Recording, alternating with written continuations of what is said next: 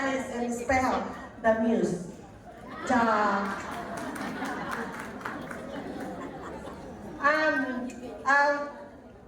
With more than 5,000 stakeholder members, issues and concern, ownership, stability, security of land tenure. Owning the land beneath of homes provides stability and security of land tenure. It allows us, from owners being the first cultivator of the land owned by the provincial government, to live peacefully and not to be threatened by demolition or relocation when time comes. The land will be used by the owner.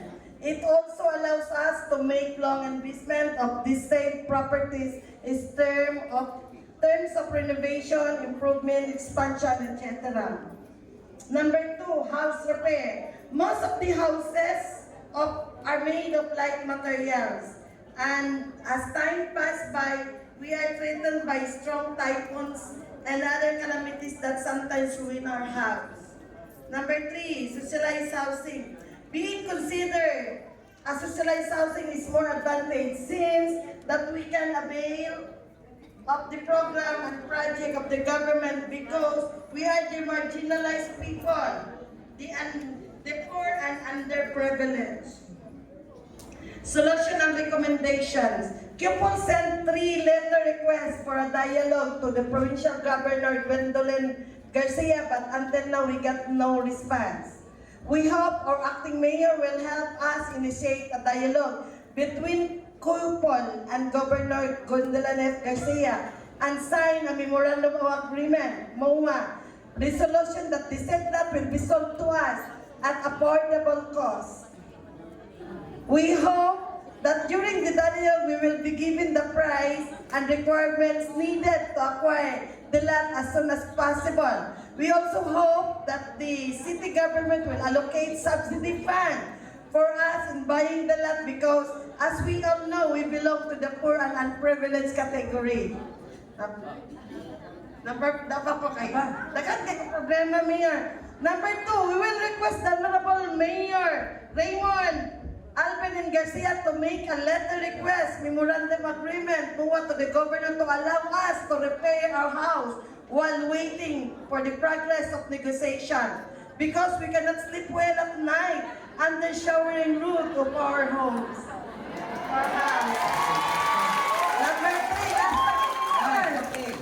3, we hope that the local housing board is headed by acting Raymond Alvin and Garcia in cooperation with the Cebu City Council can fast-track a requested resolution that QPOL will be considered as socialized housing so that we can benefit, avail the program and project of the government. Last na gina, Mayor. Mayor, kami sa QPOL, hugot nga ni Supa, nga tukulan o MRB ang among tagsa-tagsa kabarang barangay. Apas, tawag pa nila ito sa Capital Site. Number 2, Mayor. Mayor, kung imong mahanay ang QPOL, mahimo kining dakong kalampusan sa imong administrasyon o imong kasiya sa mga kakulit. Sa dakong kalipay na dili mo minus 5,000 kay stakeholder or 36 to 38,000 registered voters. We hope and pray that our plea will be heard and addressed by our beloved Mayor Raymond Garcia as soon as possible. Thank you very much, and Godspeed. Alice and Espejo, Chairperson. Baka na to si Mama Alice, kaya ito nakagagmasipang bakpak. No? Grabe ang iyang kausa para ninyo. No, grabe yun. At this point, I'd like to acknowledge duha ka buok mga banggitan, mga konsehal sa itong dakbayan sa Sugbo. Mga kanunay po, nagtabang kanako para po sa inyong kaayuhan. Councilor Jerry Guardo atong tagagasipang. Councilor June Alcover atong tagagasipang. Tingin sa may taga North District nila, isang kamot. North District. North District. Okay. Tanawa, unsa po kadaghang butante diri. Okay, so may buntag na natong tanan. Mura mo kong nalumos sa mga problema nga gihatan. Anyway, first of all, I would just like to let you know nga all-out support yun ko sa inyong problema. Ha? Tingali wala tingali lain mayor sa atong syudad sa Sugbo nga nagtan-aw yun sa inyong mga problema. No? Labi na yun ang atong province onlats. Iba mo, when I was still Vice Mayor of the City of Cebu, kay acting mayor man ko karon. Ako yung gihangyo ako mga kauban. No? Ako yung acknowledge ang pag-abot ni Councilor JP Labella. Ako ginigihangyo ako mga kauban. Nga Vice Mayor naman ko, ako na may preside. Dili na ko magkupi. Okay? Maugya po na ang direksyon. Maugya na ang direksyon. Now, okay. So, ang QPOL, paibaw ng tamudaan, I can get an appointment anytime I like. No? Pero, please, kita man hinanglan nila, maminaw ta. Kung sa ilang i-offer na to, atong istudyuhan. Diba? Nya mo counter lang gud ta, hindi ta ganahan. Ito dahil maminaw magina ang gobernador. Okay? Sinabtanay na ta, QPOL? Okay? Sinabtanay na ta? Okay. So, importante ba? Natayuta. Nataylo na. Kung ba na nagsige kong ingon ninyo? Magpaduol ko ninyo, bikin sa magagahay mga imagulong sa ang importante nga kamo makapanag-iyas inyong yuta. Tinuod eh? Okay. Ang problema usahay nato, bisag pila na takatuig nagpuyos atong luna, gahi kita mamayan. Kinsa man sa gobyerno inyo.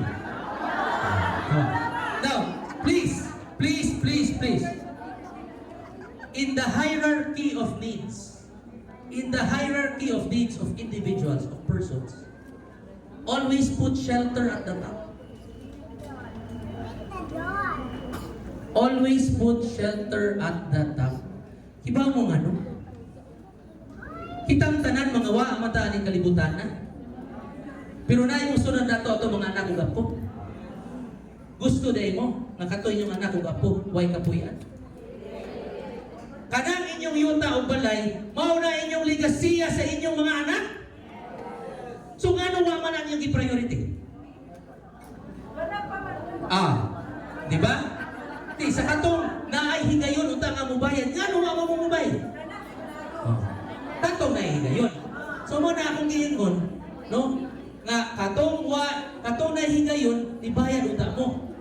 Ang katong naay higayon karong umaabot, bayad mo. Diba? Maura yun na ang inyong legasiya sa inyong mga anak. Tinunanay na. Priority your shelter.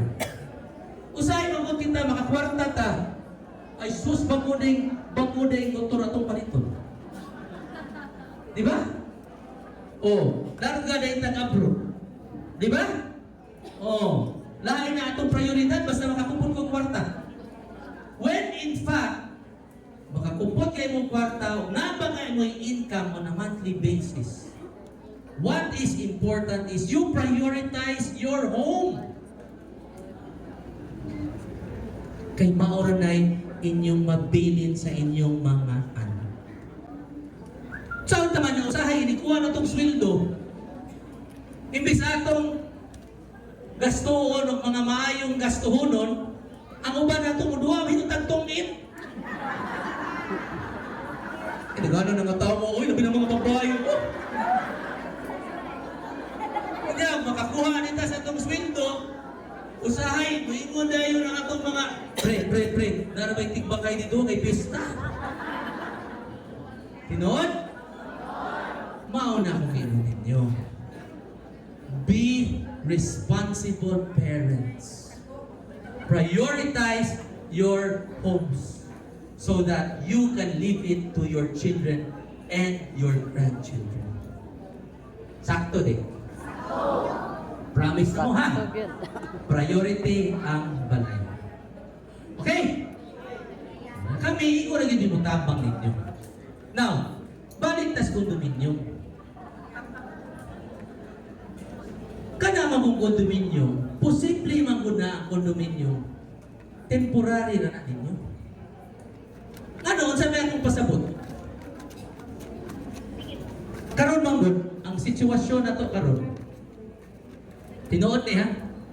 Usahay, kita, ang atong focus, imbis ang atong focus magpadato tas atong kaugalingon kay para mahayahay tas atong kinabuhi. Usahay ang atong focus, mawa atong focus. Na naman, kay matug tas gabi mudang kuta, napabaka ko'y balay ugma. Diba? Demolition matingali ko ugma. Muna nga ang atong focus nga magpa-eskwela sa atong mga bata, magpadato sa atong kaugalingon, mawa. Kay ang atong focus na pabatay balay ugma. Di ba? Usahay mo na atong problema. Mo na ako pa ninyo.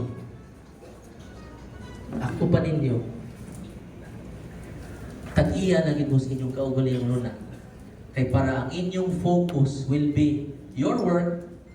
Trabaho ka, ma-promote ka, mudako imong sweldo, ang imong anak, mayong edukasyon, mahuman, mayo na sa dagiyang sweldo, ninyong tuha, makapalit na mo inyong house and lot. Biyaan na ninyong kondominium, kay magpalit na mo og house and lot. Kay may na mga kapagabutang, ang imong napo kabuok anak may sa pagabutang. Magtampo-tampo mo, magpalit na mo house and lot. No. Oh, gikan sa Camellia Homes. Example. Di ba? So, kung sa may tamo sa inyong kondominium, mabiyaan ninyo kay mamalhin na mo. So, muna kung giingon ninyo ba nga, sometimes condominiums are only temporary in nature.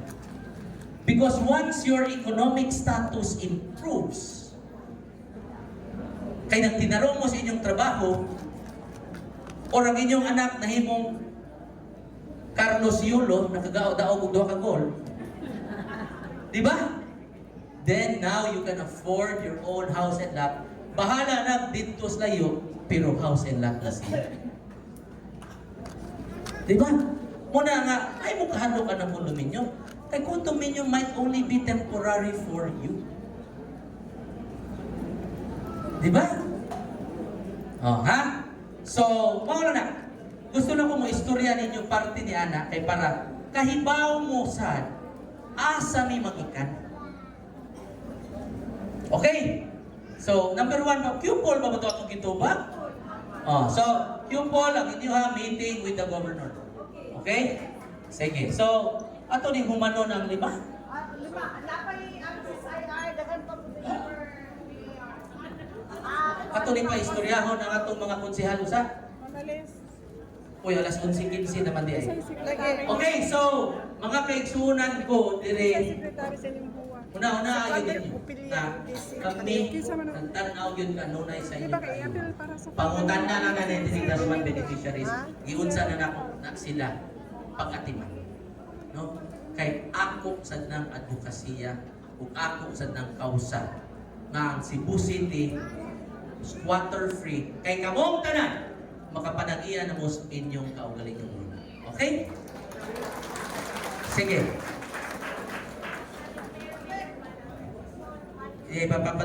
Padungo nga sila.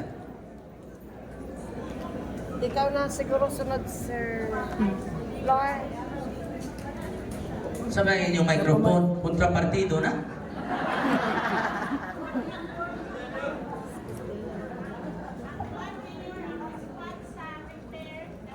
Okay, so di pa ko makatubag ana, no kay ang ilang magyong hangyo nga kanang moangyo na tong gobernador nga makapa-repair ba sila sa ilang mga patag sa kabalay.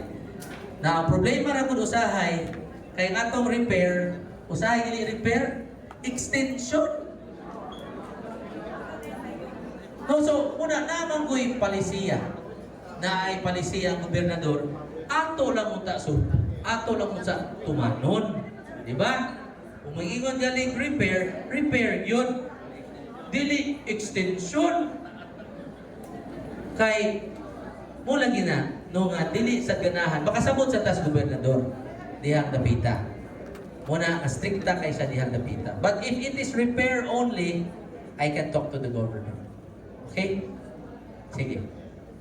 Unsa pa'y problema? Okay, sige. Mayor, kung okay ra nimo, that's for Q-Ball. Actually, that is like mga lain-lain nga mga issues sa lain-lain po ng mga area. Kung tugutan nimo, Mayor, pwede nato sila papresentahon. Issues and concerns lang lang. Ay na ninyo basahan tanan. And then pwede maka-istorya si Mayor Murag. Kaya ang atong style, wala man to, ay ato ang plano, wala man nato matuman. So issues and concerns lang, sundan nato sa SIR. SIR, okay, SIR. Kani kay Alisor floor. si Rooney sila, SIR. South District ni. Hello. Sige, unsa na yung mga issues unya para matubag nato. Good morning, Mayor. May bunta. So, ang issue ng Mayor, una, dinalihan pag-promulgate sa implementing rules and regulation sa City Ordinance 2521. Aron na doon na nagyogiya ang pag-implementar sa SIR program ug wala na rason nga dili maapsay ang SIR program. Ikadua, full implementation of City Ordinance 2521 and Ordinance 2259. Kay para mo, tanang tubag sa complex kayo nga problema sa SIR, magyatubag sa pagtutuman sa maong programa. Ikatulo, immediate creation sa SIR Oversight Committee tungod kayo sa kini sa provision sa ordinansa din para na mo kini makatubag kay doon ay regular nga panag-abot ang mga SIR beneficiary representative ingon man ang mga naintungdan na SIR staff. Ikaw pa, open the SIR program plantelia and hire. Sa among obserbasyon, kulang yun ang staff sa SIR program yun nga mao'y usa sa rason nga nung ahinay sa walay pag-irog ang maong programa. Ikalima, isyuhan og statement o account ang tanang SIR beneficiary kay kini gikinahanglan kayo kanamo aron klaro na mo kung pila among mga bayranan tanan o kanusa kami maimpas hangtod madawat na mo ang titulo. Last, paspasan ang pag-release tanan ng mga titulo aron ma-encourage ang uban sa pagbayad o mangko na namo ang hingpit na security o plan tenure. Mayor, kami sa Sir Bacon SIR beneficiary nagsupa na tukuran o medium rise building. Tas permirong meeting niya makalimtan na dayon nato. Niya atong sunod meeting 6 months from now ang imong ibasa nako mao gyud po imong ibasa nako karon. Way kahumanan. Na? Muna nga ang ilang gitawag nako acting mayor.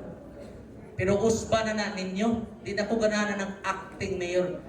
Tawagin ako og action mayor.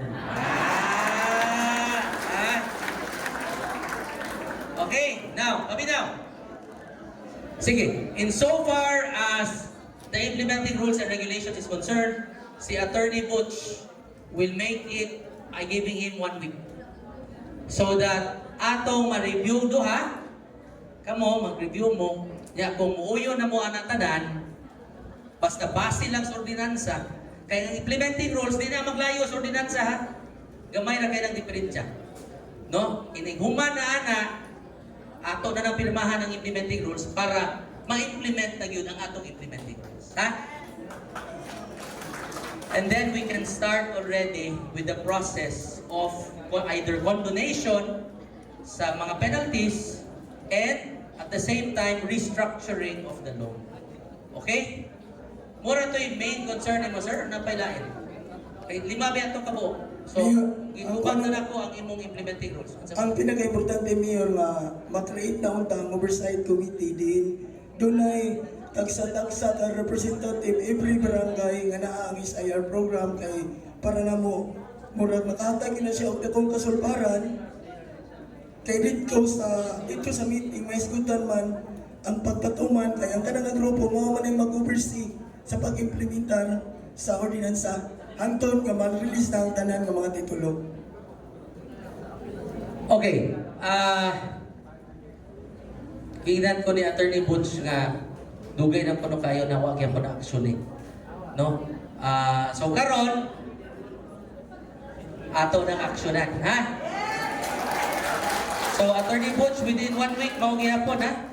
So ang iyang utang ninyo is the implementing rules and the oversight committee appointments. Okay?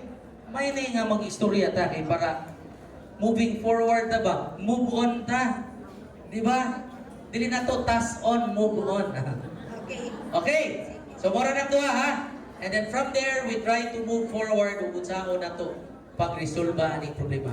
Okay. Sige, Mayor. Okay, lain pa. Ang mga naa sa relocation site. May buntag mayor O so dili na ni SIR? Dili. Relocate. Lagwerta ni. Oh, nagwerta mo mayor. Kaysa may nag-award ana sa panahon ng pananikinsa. Sa panahon ni Alvin Garcia. Lagwerta, Barangay Lahog. Ang nag-award ani nila sa ilang luna, ako pangamahan. Si Mayor Alvin Garcia pa. Samot na, doon kay sa akong kasing-kasing. Sige ma'am, okay ma'am, sige. Unsa may problema? Ang among kuan dito mayor kaya hangtod karon. Nagpuyo nito 2009 hangtod karon. Wa pa mi kapirma mo ang uban nga beneficiaries. Unya, sa may mistake kaya ba na lang si attorney. So wala pa. Unya, memorandum of agreement for beneficiaries training tour. Sugod 2009 hangtod 2024. Unya, ang restructuring sa penalty condonation, Ayun na, hisgot na ng restructuring ma'am kay. lain man yung Ang restructuring mo appeal ni tanan. Appeal na tanan, Okay. restructuring. So, IRR gyapon ani ang pangayon Okay, kaya. Okay. Yang approval po sa among subdivision plan. Mao na yung problema ninyo. Pero pa nag-ato mayor pero Unsaon, mao na yung problema ninyo, ang approval sa subdivision plan. mo na ang gyapon. Diba? Tabangan Kay di magimudagan ang inyong titling o transfer kung dili pirmado ang inyong subdivision plan. Correct? Yes. Kaya kaysa may mo pirma sa inyong subdivision plan, ako! Manaman. Oh. Manaman mayor. Pero sa uban nga magkuan pa wala ko man. Pero dugay na kayo na ang subdivision plan ng Tanggong. Wa na gipirma sa niaging mga panahon. 2019 pa ni mayor. Pagkaswerte yun di mo nga ako'y na mayor dahil. Ay mayor. Pagkaswerte yun. Be, asa naman yung subdivision plan, be? Asa na? Amoy paso niya mayor. Asa? Ato ako sa akong opisina, kung dili karong hapon, karong Lunes, dad ang subdivision plan. Sahod. Nagwirta na ko na. Ha? Okay, unsa pa may concern? Unsa galing ko, dili man ko acting mayor, unsa na galing ko karon? Action mayor. Sige. Dahil sa ni ma'am, asan eh? Sa Kwani siya, Mayor. Good morning, Mayor. Good morning. Sa Kwani siya, Mayor, sa Potensiano Properties. sa Potensiano. Okay, sa Barangay Kiyot? Yes, Okay, go. Ako, ang among mga issues and concerns sa mga relocation site, mao kini. Una, road right of way. Sa karon wala pagihapon matigayon ang road right of way nga makababag sa pagbuhat og dalan pasulod sa among relocation. So, ang problema ninyo is road right of way going inside the relocation site. Yes. Pero kung nana mo sa relocation site, okay na ito mga daan dito. Ang padong lang yun sulod. Bisag sa sulod na Okay. Mayor. Okay, time out. No, time out. Road right of way, ang atong istoryahan. Sige, road out. Kana yung istorya karon road right of way. Road right of way. Sige, padayon sa mo road right of way. Mao na to ang akong kuan sa road right of way. Ikaduha, Mayor. Sa subdivision. Time out. Kaya humanan naman ato sa i-discuss. ang road Sige, right sige, of way. Okay. Ang road right of way, Ma'am, Mayor. pag textmate mo ni Jerry Guardo. Okay? Kani siya bisag South District ni mutabang ni